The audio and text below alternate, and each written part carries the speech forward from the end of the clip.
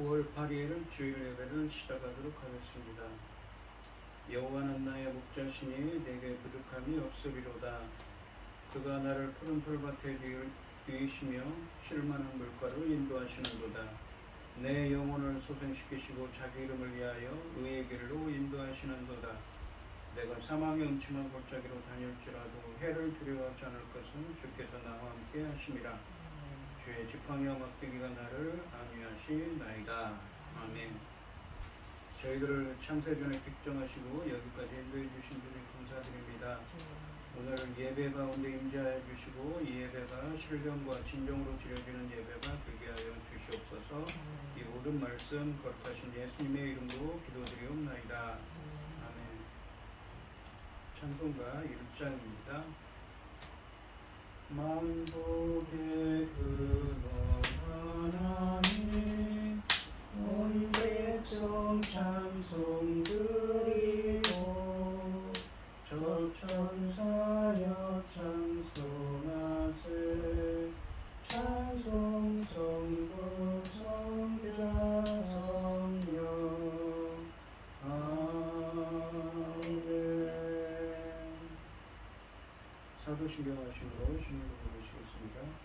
전능하사 천지를 만드신 하나님 아버지를 내가 믿사오며 그 외아들 우리 주 예수 그리스도를 믿사오니 이는 성령으로 잉태하사 동정녀 마리아에게 나시고 본디오 빌라도에게 고난을 받으사 십자가에 못 박혀 죽으시고 장사한 지 사흘 만에 죽은 자 가운데서 다시 살아나시며 하늘에 오르사 전능하신 하나님 우편에 앉아 계시다가 저리로서 산자와 죽은 자를 심판하러 오시리라. 성령을 믿사오며 거룩한 공예와 성도가 서로 교통하는 것과 죄를 사하여 주시는 것과 몸이 다시 사는 것과 영원히 사는 것을 믿사옵나이다. 아멘. 교동문 41번입니다.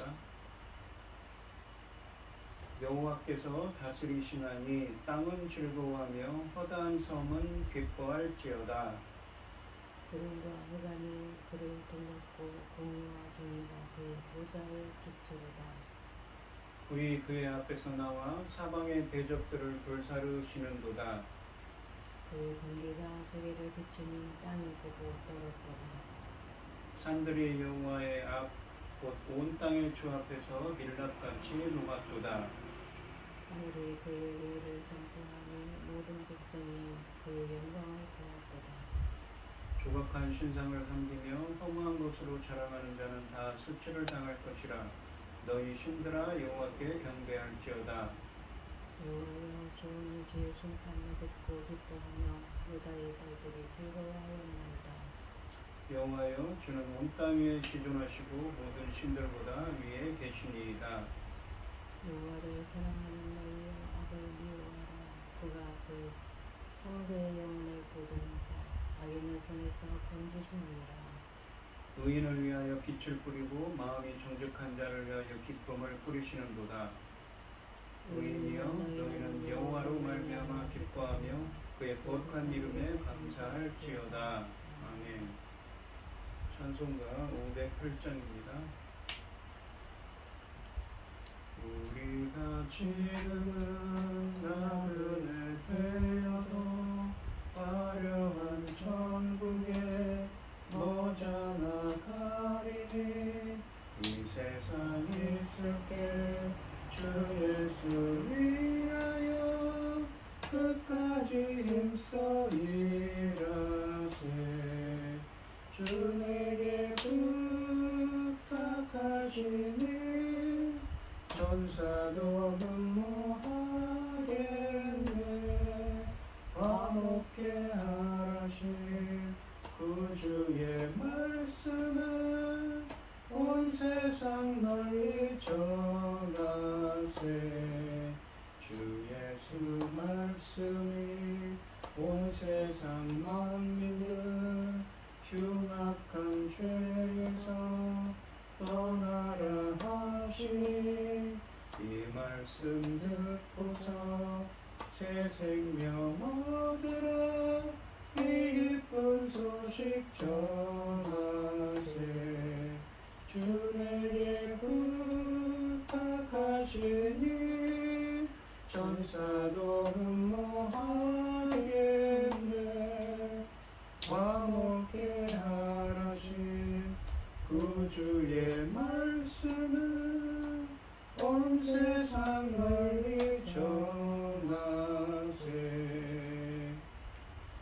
영생의 공락과 천국과 갈 길을 만백성 알도록 나가서 전하세. 주 예수 말씀이 이 복음 전하라 우리에게 부탁하셨네. 주에게 부탁하시니 전사로 흠모하겠네. 아무게 하라신 구주의 말씀을 온 세상 널리 전하세. 아멘. 기도하겠습니다.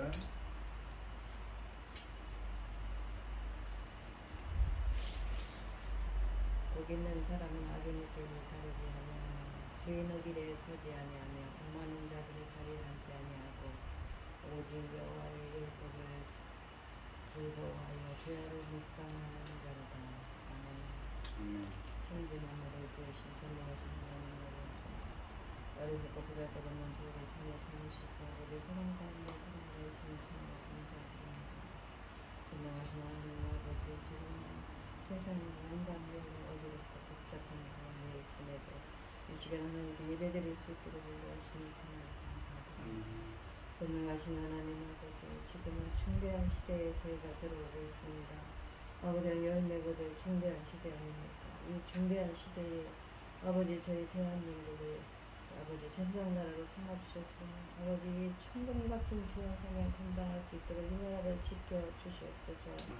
전능하신 하나님 아버지, 전쟁으로부터 모든 재난으로부터 아버지 세상을 둘러볼 때에 아버지 하나님 얼마나 많은 전쟁들이 있으며 얼마나 많은 재난들이 있습니까? 아버지는 지켜주시옵소서.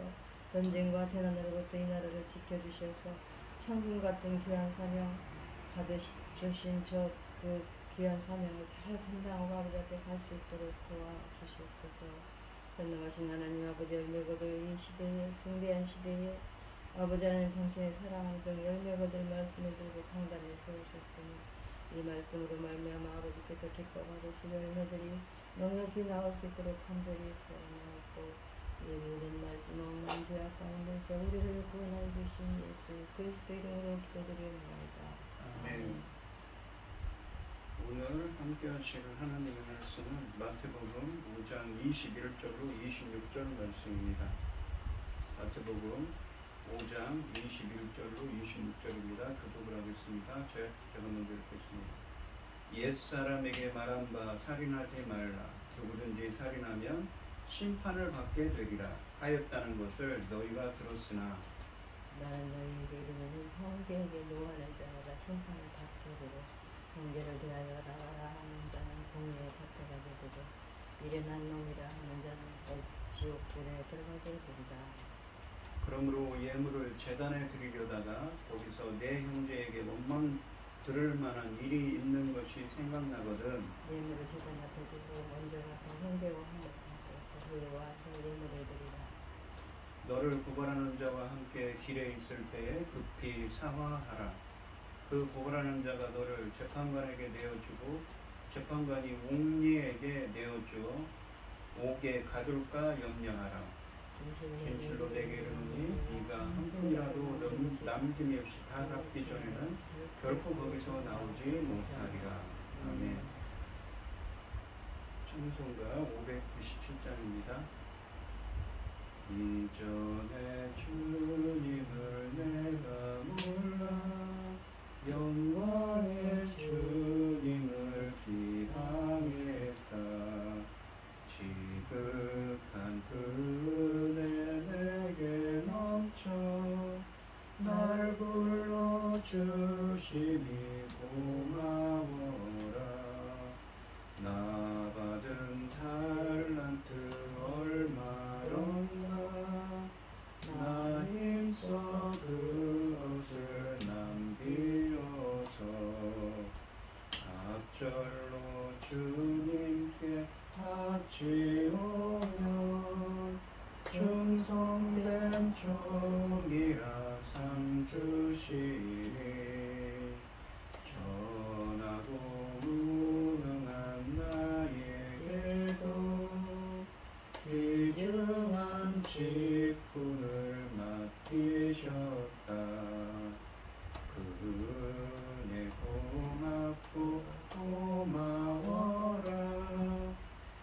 이 생명 합쳐서 충성하리. 나 하는 일들이 하도 적어 큰 열매 눈앞에 안 되어도 주님께 죽도록 충성하며 생명의 면류관 얻으리라. 아멘. 오늘 본문 말씀의 제목은 형제와 화목하라입니다. 이 마태복음, 지난 시간에 했던 마태복음 5장 17절 말씀에서 예수님은 율법과 선지자, 그러니까 구약에 있는 성경 말씀을 폐하러 오지 않고 성취하러 오셨다고 하셨습니다. 그러면서 이 마태복음 7장 12절에서는 대접받고 싶은 대로 대접하라는 이 마태복음 7장 12절 말씀에서 정리하여서 설명합니다. 그러니까 구약 성경을 폐하러 오지 않고 구약 성경을 완성하라고 성취하라고 오신 그 주님, 구약 성경의 궁극적인 목적을, 이 기본적인 원리를, 궁극적인 원리를 성취하러 오신 예수님께서는 7장 12절에서 그것을 정리해서 말씀하시죠. 구약과 또한 신약 성경도 마찬가지지요. 대접받고 싶은 대로 너도 남을 대접하라는 말씀입니다. 이 마태복음 5장 21절부터 그래서 7장 11절까지의 말씀은 구약 성경의 궁극적인 목표이자 강령인 이웃사랑에 대해 설명하고 있습니다. 또한 마태복음 5장 20절 말씀에서 예수님은 제자들에게 그들의 의의가 서기관과 바리새인보다 더 나아야 천국에 들어갈 수 있다고 말씀하셨습니다. 그 말씀이 무슨 뜻인지 마태복음 5장 21절부터 48절까지 말씀에서 알 수 있습니다. 21절부터 48절까지 말씀에 나오는 그 6가지 예들은 17절부터 20절의 그 원리를 적용한 내용입니다. 더 나은 이 서기관과 바리새인들보다 더 나은 의가 무엇인지, 그리고 구약 성경에 나오는 남을 대접받고 싶은 대로 너도 네가 대접받고 싶은 대로 남을 대접하라는 그 예수님의 그 성경에 나오는 궁극적인 원리에 대해서 설명하는 내용이죠. 더 나은 의가 어떤 것인가를 보여주며, 또한 마태복음 5장 17절에 율법과 선지자들을 폐하러 오지 않고 성취하러 오신 것을 설명하는 것입니다. 그것이 어떤 의미인지 예를 통해서 설명하는 것이죠. 예수님은 하나님이 토라를 주신 그 의도를 해석하시고 율법을 주신 의도를 해석하시고 새로운 시대의 백성답게 삶을 살아가도록 가르치십니다. 따라서 우리는 이 예수님의 이 하나님의 그 율법을 무효화시키거나 무시하는 관점이 아니라 율법의 성취라는 관점에서 6가지 예를 해석해야 됩니다. 오늘 본문 말씀에서 예수님은 살인에 대한 계명의 속뜻을 풀어주시고 온전한 삶을 당부하십니다. 그러니까 살인에 대한 이야기를 통해서 그것을 구약성경 그 10계명에 있는 말씀들을 어떻게 예수님께서 해석하는지 우리는 알 수가 있는 것이죠. 그 속뜻을 주님께서 풀어주신다는 이야기입니다. 21절 말씀해 보시면 옛사람에게 말한 바 살인하지 말라, 누구든지 살인하면 심판을 받게 되리라 하였다는 것을 너희가 들었으나 라고 되어 있습니다. 상반절에 보시면 옛사람에게 말한 바 살인하지 말라라고 하시는데, 옛사람에게 말한 바라는 구절은 구약의 율법을 받은 사람에게 주어진 계명을 가리킵니다. 이것은 우리가 말하는 이 정확히는 무엇입니까? 살인하지 말라라는 말은 10계명 중 제6계명에 들어있지요. 살인하지 말라는 말씀은 출애굽기 20장 13절과 신명기 5장 17절에 있는 10계명 중 제6계명을 인용하는 것입니다. 여기서 살인하다라고 번역된 이 푸니오라는 헬라어는 70인역에서 이 히브리어로는 라짜으라는 히브리어를 번역한 단어로서 단순히 죽이다라는 의미보다는 의도적이고 불법적으로 생명을 취하는 것을 의미하고 있습니다. 그렇다면 이 계명은 합법적인 처형이나 전쟁에서의 살육을 금지하는 것은 아니라는 것입니다. 또한 하반절에 누구든지 살인하면 심판을 받게 되리라 하였다는 것을 너희가 들었으나 라고 하시는데, 창세기 9장 6절이나 출애굽기 21장 12절 등에 나타나는 살인에 대한 처벌 규정들을 요약한 것입니다. 그러니까 살인하지 말라라고 했는데 살인한 사람들은 심판을 받게 되리라라고 했다는 것이 구약 성경에 나는 그 구절이라는 것이죠. 민수기 35장 31절에서는 이 계명을 어기는 자는 죽임을 당한다고 말씀하셨습니다. 여기서 이 심판을 번역한 크리시스라는 이 헬라어는 비공식적으로 처단하는 행위라기보다는 살인자에 대한 법정의 절차에 따라 주어지는 형벌을 가리킵니다. 그러니까 비공식적으로 사람을 죽이는 것이 아니라 공식적인 재판을 통해서 사람에게 처벌로서 이 형벌을 가리키는 말입니다. 모세의 법 절차에서는 이스라엘의 재판관들과 장로들이 이 절차를 주관했습니다. 그리고 이후에 유다 역사에서는 누가 했습니까? 바로 오늘 예수님이 공생의 기간에 있었던 산헤드린 공의회가 범죄를 처리하는 법적인 역할을 했습니다. 예수님이 대조하는 말씀의 대조 대상은 당대 랍비들의 율법 해석이나 전통이 아니라 구약 율법 자체입니다. 그런데 유대인들은 율법을 잘못 이해해서 실제로 사람을 죽이지만 않는다면 괜찮다고 생각했을 것입니다. 즉 율법을 외적으로만 준수하면 된다고 생각했던 것입니다. 그들은 하나님이 살인하지 말라고 주신 말씀의 이면에 있는 그 형제 사랑에 대해서는 관심을 가지지 않았던 것이죠. 이웃사랑, 형제 사랑에 대해서는 관심을 가지지 않았습니다. 그래서 22절 말씀에서 예수님은 그들의 잘못된 이해를 바로잡아 주시고 계십니다. 22절 말씀을 보시면 나는 너희에게 이르노니 그러나, 여기 보시면 너희가 들었다 그러나죠. 그러나라는 말이 들어있습니다. 나는 너희에게 이르노니 형제에게 노하는 자마다 심판을 받게 되고 너희를 대하여 라가라 하는 자는 그 공회에 잡혀가게 되고 미련한 놈이라는 자는 지옥불에 들어가게 되리라. 여기 보시면 너희가 21절에 살인하지 말라, 누구든지 살인하면 심판을 받게 되리라는 그 율법의 규정들이 있었죠. 구약성경에 그 말씀들이 그 말씀을 들었으나 예수님은 뭐라고 말씀하시냐면 형제에게 노하는 자마다 심판을 받는다. 형제에게 화를 내는 자마다 심판을 받게 된다고 합니다. 그 엄청나게 중요한 거예요. 살인하는 자에게 심판을 내린다고 했는데 형제에게 진노하는 자, 화를 내는 자가 심판을 받고 라가라 하는 자, 이것은 멍청이라는 욕설입니다. 돌대가리라고 하는 욕설이지. 공회에 잡혀, 공회는 그 산헤드린 공회입니다. 이 공식적인 재판에 저게 잡혀갈 것이고 미련한 놈이라고 하는 자, 어리석은 자라고 하는 자는 지옥불에 들어간다고 합니다. 엄청나게 무서워. 그러니까 더 강화한 것이죠. 왜요? 화를 내는 사람도 심판을 받게 된다고 하니까. 그러나 나는 무엇을 말한다로 시작합니다. 이 22절. 그런데 그러나를 의미하는 접속사가 한글 성경에는 빠져 있지요. 또한 나라는 말을 이 본문에서는 강조형으로 사용해서 예수님은 강력하고 대조적인 어투로 말씀을 하고 있는 것입니다. 구약 성경에는 21절에서 이렇게 살인하지 말라 했는데 살인하는 자는 어떻게 된다고 심판을 받는다고 했지만 나는 이렇게 얘기하는 것입니다. 예수님께서 뭐라고 얘기하시냐면 전통적인 해석과 완전히 다른 해석을 제시하실 것을 암시합니다.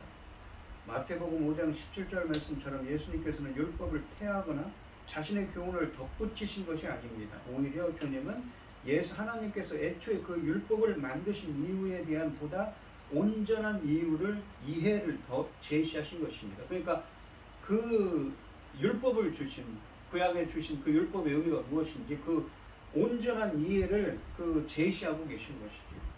예수님은 세 가지 사례를 통해 이 계명이 살인에만 적용되는 것이 아니라고 하십니다. 살인하는 자는 심판한다고 그랬죠. 근데 살인하는 자에만 심판하는 게 아니라는 것이죠.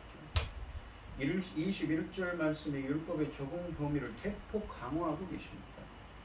이러한 예수님의 대조적인 경우는 세 부분으로 구성되어 있는데 첫째는 무엇입니까? 형제에게 노하는 자마다 심판을 받게 되고 두 번째는 무엇입니까? 형제를 대하여 라가라고 하는 자, 멍청이라고 욕하는 자는 공회에 잡혀가게 되고 세 번째는 무엇입니까? 미련한 자, 놈이라고 어리석은 자라고 미련한 자라고 그러니까 라가라고 말하는 자하고 비슷한 말이죠. 미련한 놈이라고 하는 자는 지옥불에 들어가게 될 거라고 하십니다. 첫째 보시면 성죄에게 노하는 자보다 심판을 받을 것이라고 하시는데, 세상 법원은 세상 사람 마음속에서 일어나는 일은 벌할 수 없습니다. 그러므로 이 말씀은 하나님이 심판하실 것을 전제로 하는 것이죠. 사람이 누구를 살해할 때는 마음의 화가 가득 차 있기 때문입니다. 창세기 4장에 보시면 인류의 최초의 살인사건이 나오죠. 가인이 아벨을 죽입니다. 가인도 화를 이기지 못해서 동생 아벨을 인류 최초로 죽여 형제 살인을 저질렀습니다. 그러므로 이 분노는 살인의 동기이자 첫 단추라고 할 수 있습니다. 형제는 예수님의 제자들을 뜻합니다. 그러나 이 금지 규정은 우리가 속한 믿음 공동체뿐 아니라 세상 모든 사회에 적용될 수가 있습니다.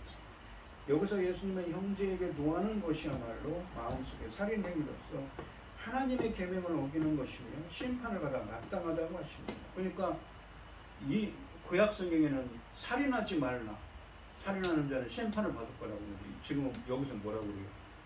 화를 내는 자, 진노하는 자, 형제에게 다른 사람에게 화를 내는 자가 심판을 받을 거라고 합니다. 분노가 중죄에 해당한다는 예수님의 견해는 솔직히 충격적입니다. 두 번째로 보시면 형제에게 라가라는 자는 공회에 잡혀가게 될 것이라고 하십니다. 라가라는 말은 아람어에서 온 단어로 바보, 멍청이라는 뜻을 가진 욕설입니다. 우리가 각주에 보시면 욕설이라고 되어 있죠. 누군가를 바보라고 부르는 것은 죄입니다. 그 사람을 경멸하기 때문에 이렇게 부르는 것입니다. 경멸은 분노의 표현인 것이지, 화를 내는 진노의 표현입니다. 누군가를 경멸하는 것은 화를 내는 것이죠. 하나님이 자기 모양과 형상대로 귀하게 빚으신 사람을 경멸해서는 안 됩니다. 그러므로 이런 사람은 공회에 잡혀가게 될 것이라고 하십니다. 남에게 화를 내고 그를 경멸하면 재판을 받아야 한다는 경고입니다.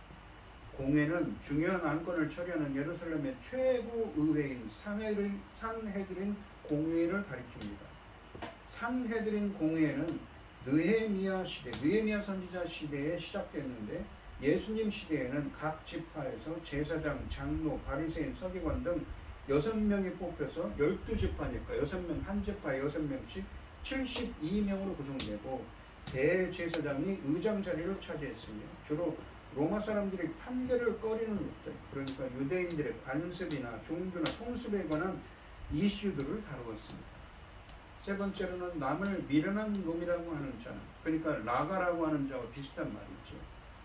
지옥불에 들어가게 될 것이라고 하십니다. 누구를 미련하다고 하는 것은 상대방에 대한 경멸을 표현하는 것입니다.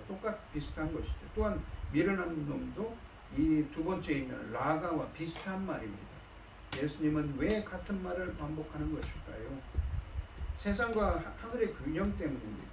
21절에 보시면 살인을 하면 세상 법정에 출두하게 됩니다. 회부되지요. 22절에서는 첫째로 형제에게 노하면 하나님의 심판을 받는다고 했습니다. 두 번째로는 라가라는 자는 세상 법정에, 그러니까 산헤드린 공회에 회부된다고 했죠.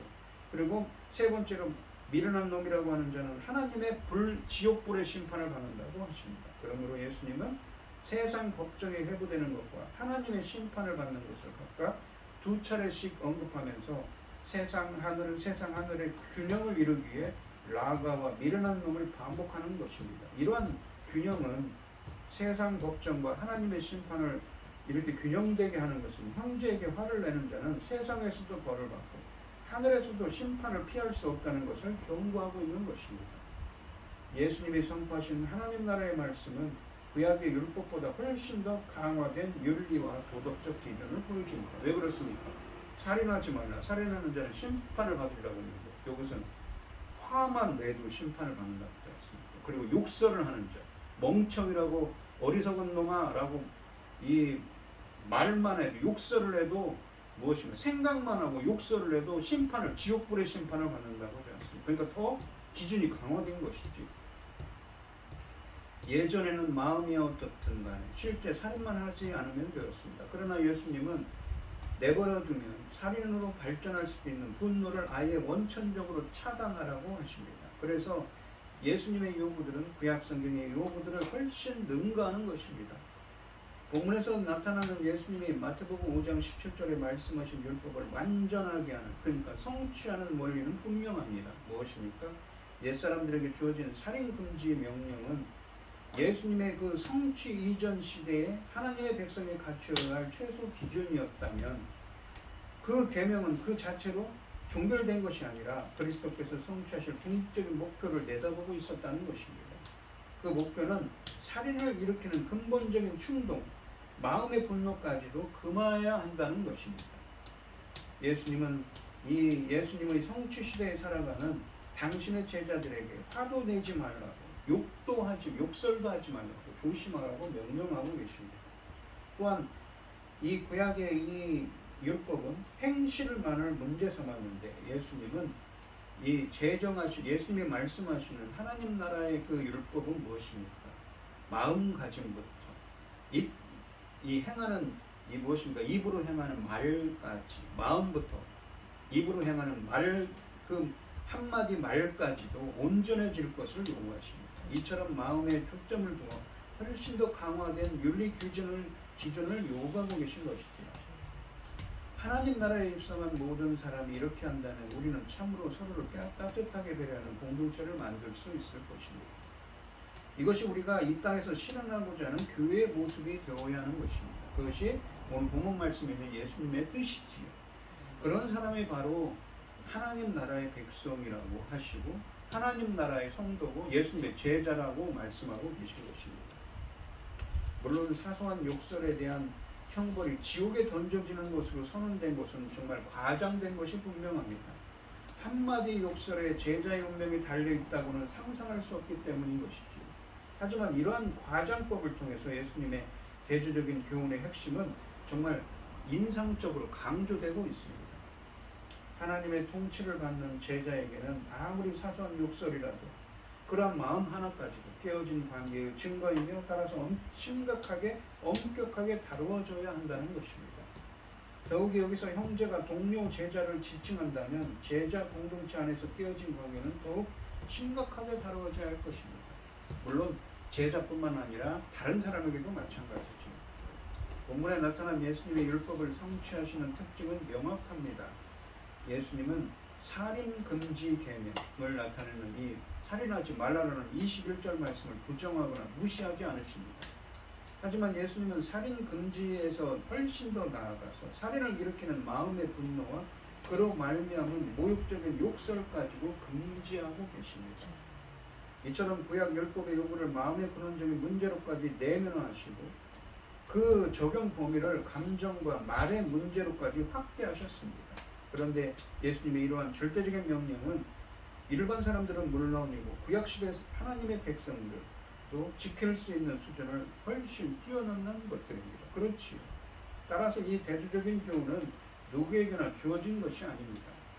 이 교훈의 명령은 하나님의 통치를 통해서만 지킬 수 있는 것들이며 따라서 이 메시아이신 예수님과 이 회복된 관계를 통해 하나님의 통치를 통해 갖는 제자들, 곧 본문에 나오는 너희들에게만, 예수님의 제자들에게만 주어진 것들이라고 할 수가 있는 것이죠. 우리 인간은 완전한 성화가 이루어지지 않았지요. 성화되어 가고 있지요.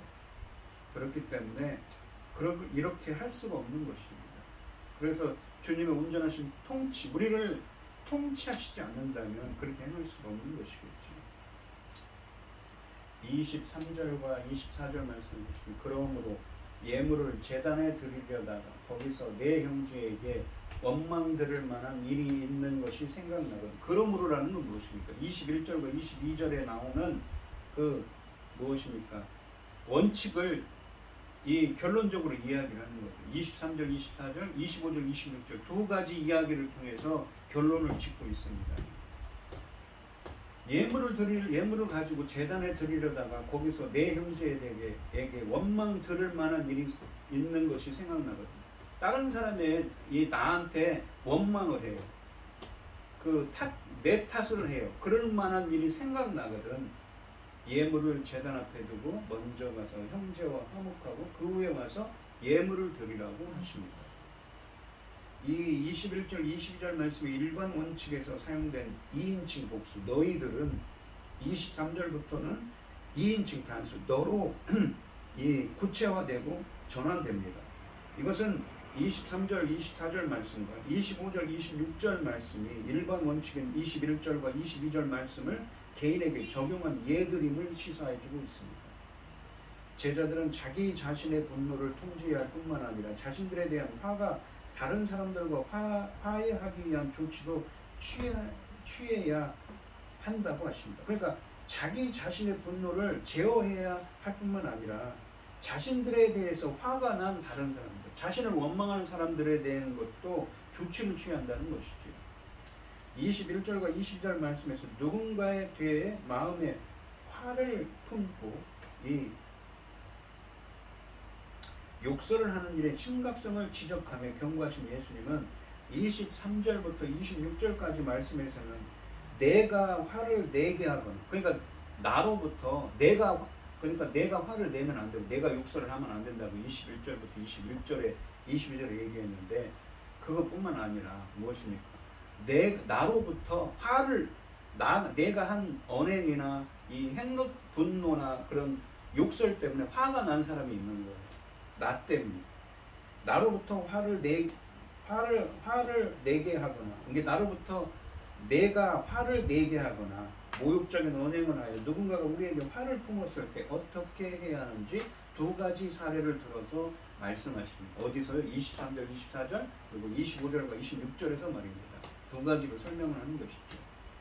예수님은 개인적인 화해가 종교적인 의무에 우선한다는 어떤 구체적인 상황을 제시함으로써 분노와 모욕적인 언사의 결과에 대해 설명 말씀하십니다.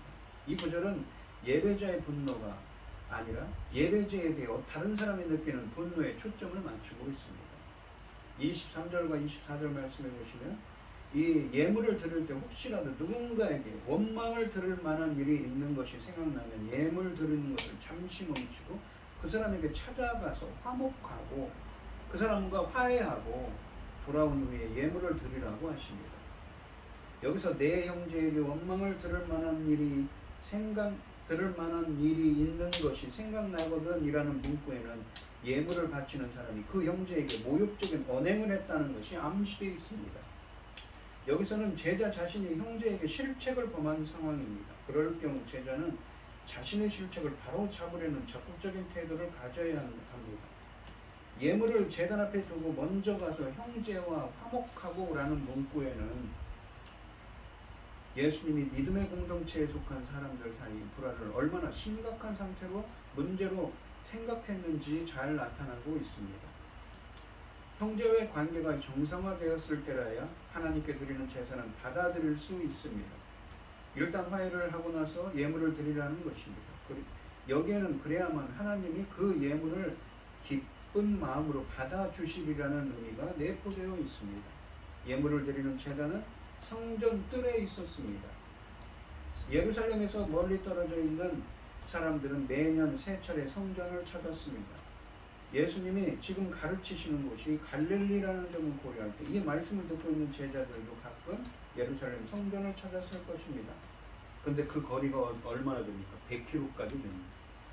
약 일주일간을 걸어야 갈 수 있는 길입니다. 그 길을 왔다 갔다 하는 거죠.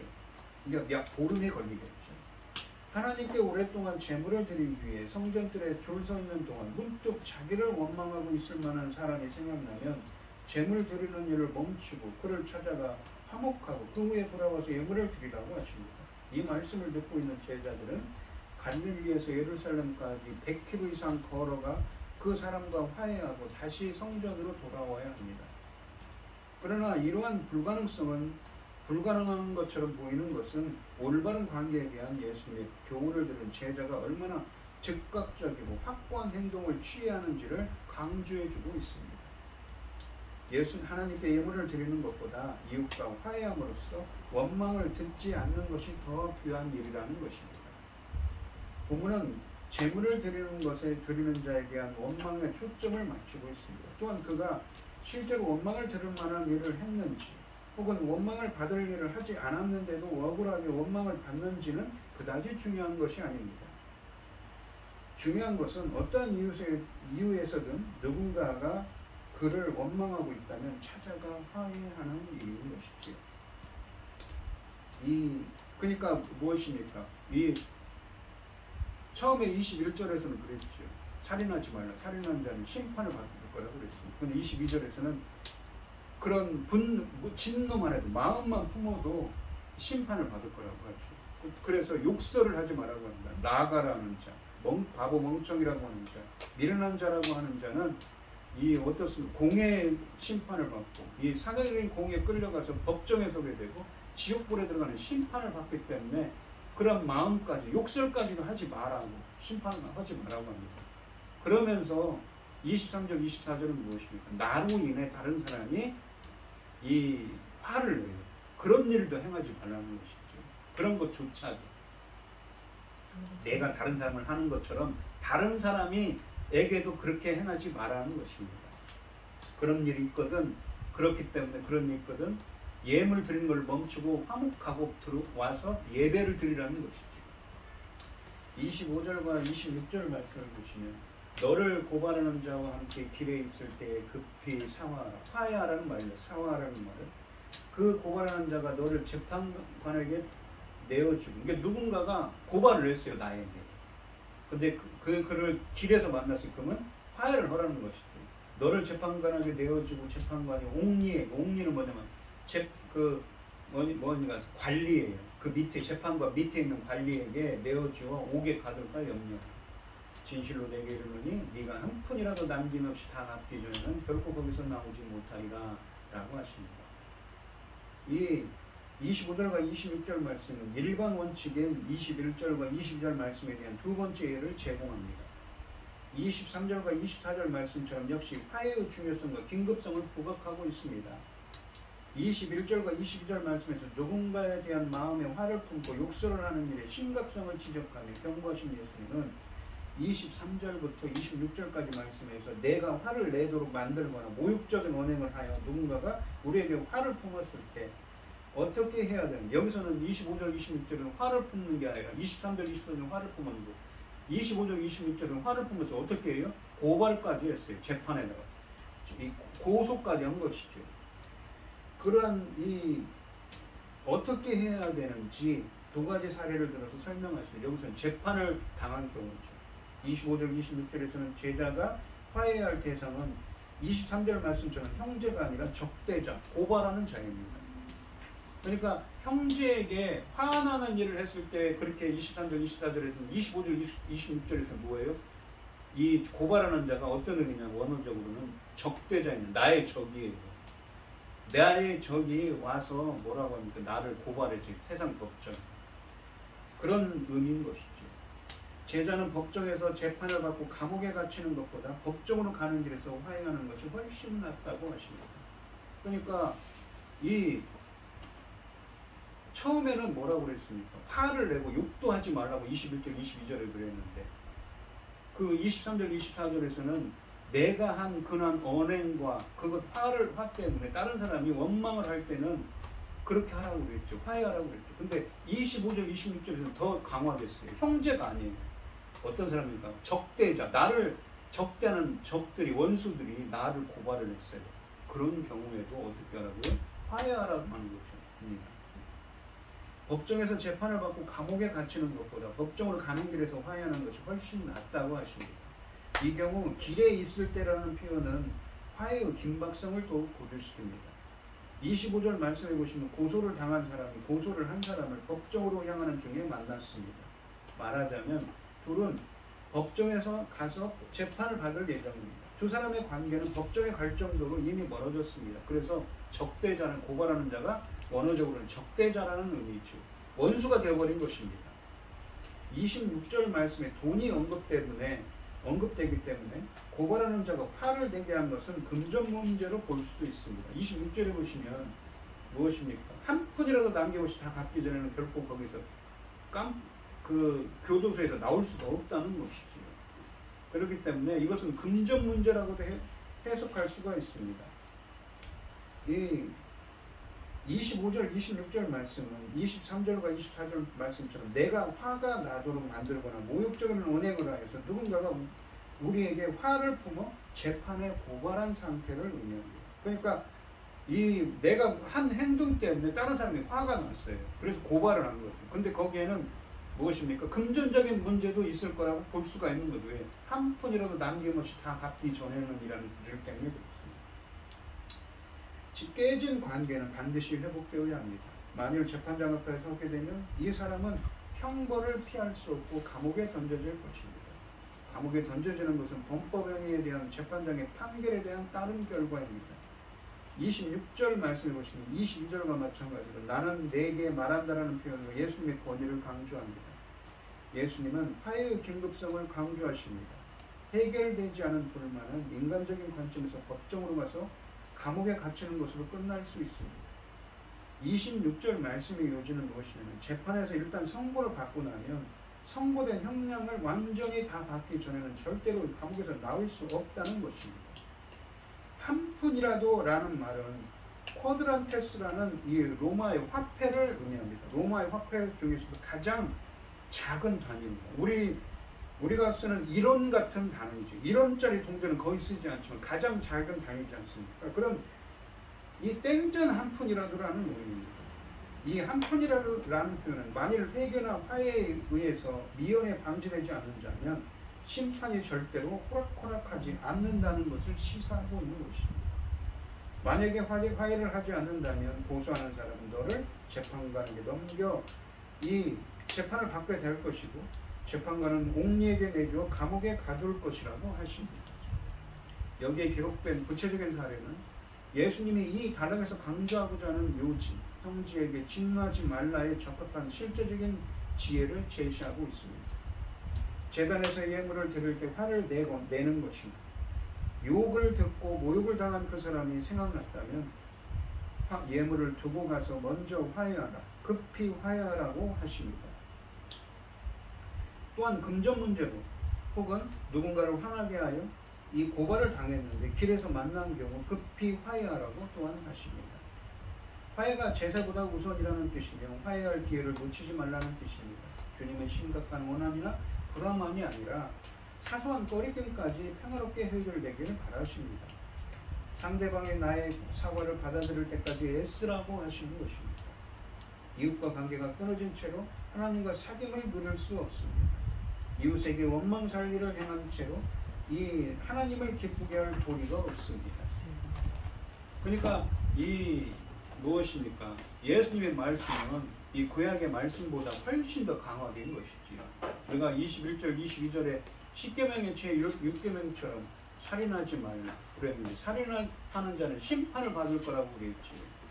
그랬는데 21절, 23절, 24절에서는 화만 돼도 마음만 품어도 또 그 사람에게 욕만 해도 그렇게 심판을 받을 거라고 했습니다. 그리고 25절, 26절에서는 어떻습니까? 다른 사람에게 고발을 당했어요. 왜요? 내가 한 행동 때문에. 다른 사람에게 그런 화를 내게 하거나 어떻습니까? 그 언행 때문에 혹은 어떤 금전적인 문제도 있겠죠. 나의 행동 때문에 다른 사람이 나를 고발을 했어요. 그럼 관계가 깨어졌어요. 관계가 깨어져서 그래서 대적자가 되고 적대자가 됐어요. 이 고발하는 자라는 말이 25절에 나오는 말이 원어로는 이 적대자가 됐어요. 나의 원수가 된 사람인데 그런 사람하고도 어떻습니까? 주님께서는 뭐예요? 화해하라고 하시는 것이죠. 길에서 만나는 화해하라고. 그렇게 그런 정도로 이 하나님의 사람, 하나님의 백성, 예수님의 제자들에게 주어지는 그러한 윤리적인 도덕적인 규범은 어떻습니까? 구약에 있는 백성들보다도 더 강화되는 것이지요. 더 엄격하다는 것입니다.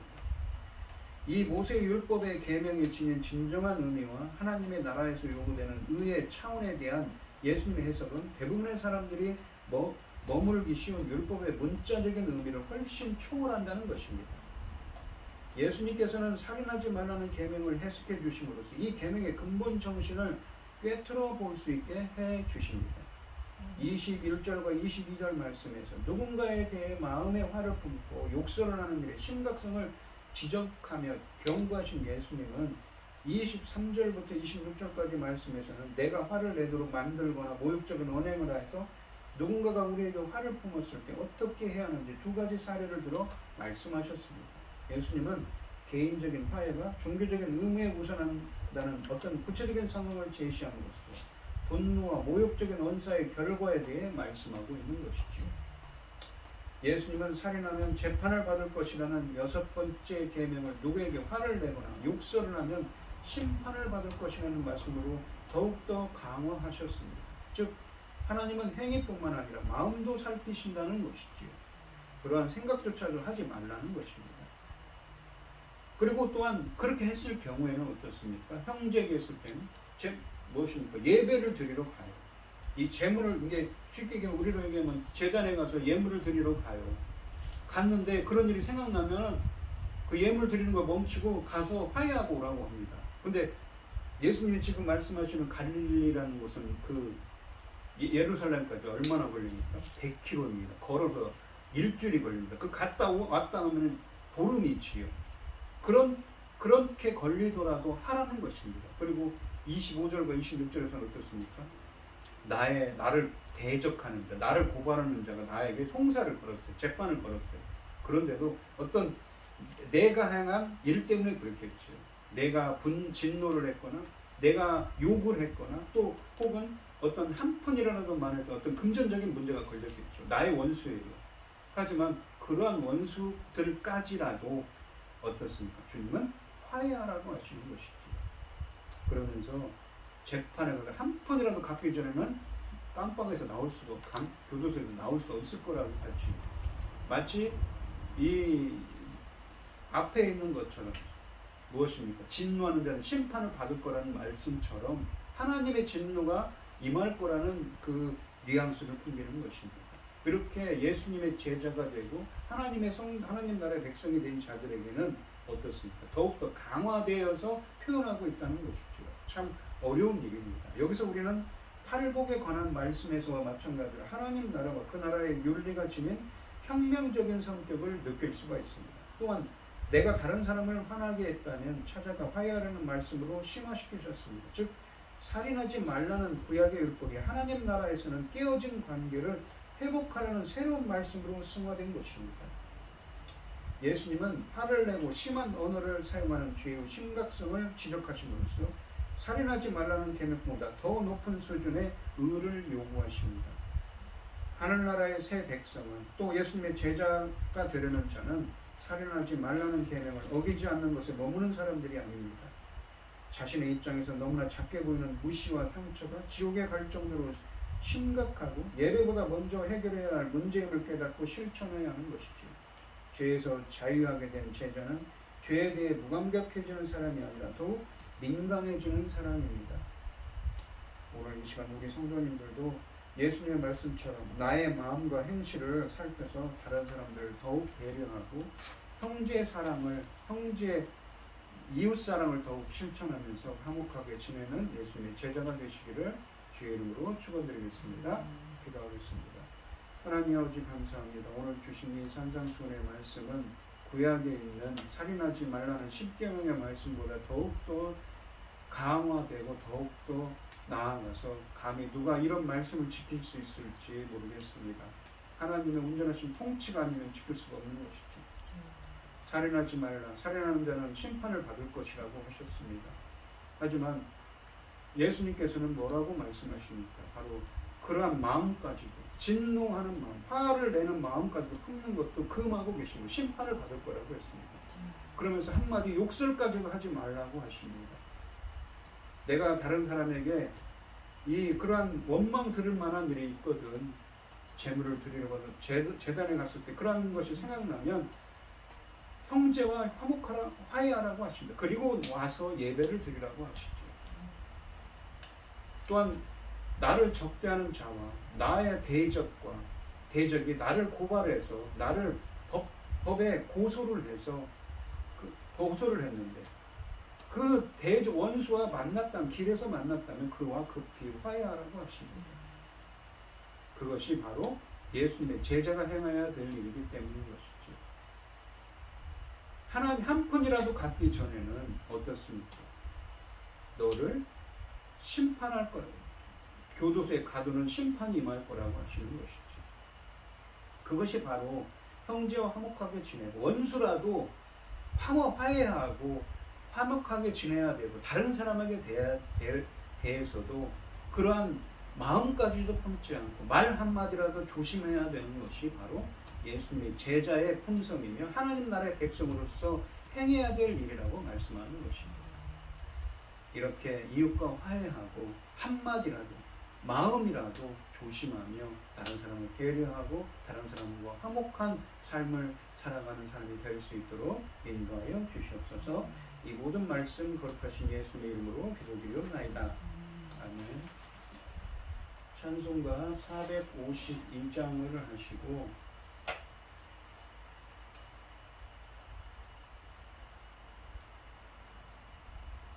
예물에 기도하고 축도하심으로 오늘 예배를 마치겠습니다. 내 모든 소원 기도의 제목 예수님 닮기 원하니라. 예수님 닮 평생 나의 길 위해 세상에 도와기자네. 예수님 닮기 내가 원하네.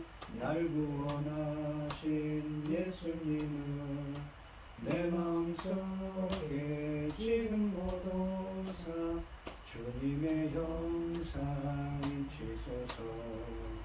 무언한 사랑 풍성한 그일 슬픈 자미로 하시는 주. 길 잃은 죄인 부르는 예수 그 형상 닮게 하옵소서. 예수님 닮기 내가 원하네.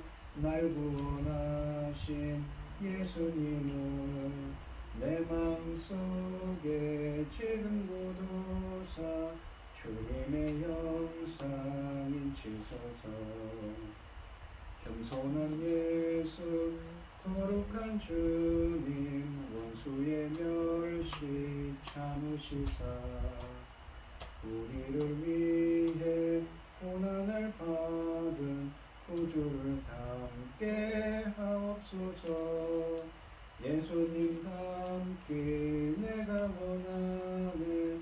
날 구원하신 예수님을 내 마음속에 지금 모도사 주님의 형상인 치소서.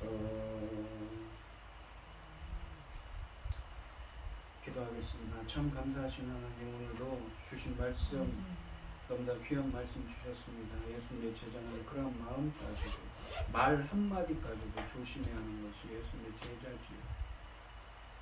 또한 그렇게 행한 일이 생각날 때는 화해하라고 하시고, 또한 나의 원수들이 나를 고발했는데도 그 사람들까지도 어떻습니까? 화해하라고 하십니다. 예수님의 제자로 사는 것이 참 어려운 일이지만 주님께서 온전히 함께 하시고 통치해 주실 때만 행할 수 있는 일입니다.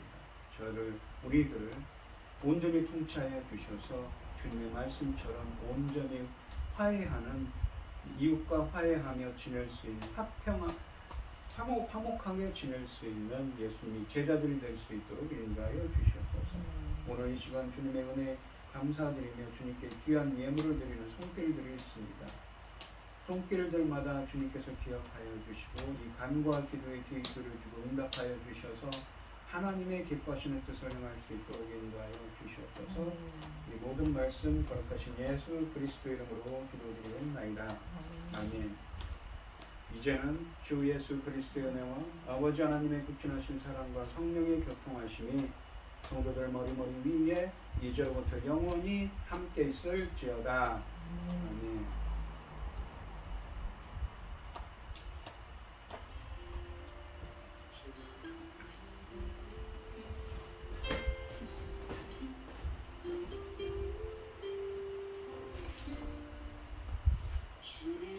내가 일찌감치 꺼졌어요. 내가 일찌감치 꺼졌어. 왜 그랬대? 찬송이